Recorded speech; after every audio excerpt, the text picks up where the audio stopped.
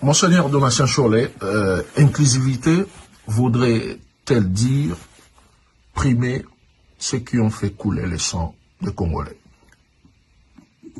En tout cas, ce n'est pas ça. Ce n'est pas ça dans la mesure où dans l'esprit de notre initiative, il y a quand même des mécanismes qu'on peut mettre en place qui n'est pas une prime.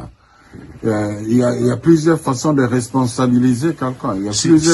Si ce n'est pas ça, c'est-à-dire que ça se comprendrait si certaines personnes étaient exclues du dialogue à venir.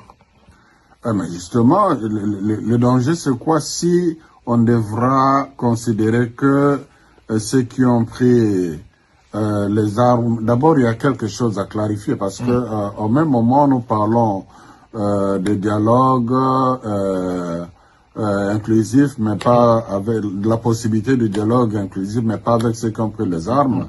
Je ne sais pas si on considère ce qui se passe à Doha comme un aspect de ce dialogue ou pas. Donc là c'est quelque chose qu'à comprendre davantage. Peut-être que c'est moi qui interprète. Peut-être pour le président, ce dialogue se ferait en deux temps. Donc un temps avec ceux qui ont pris les armes, un temps avec...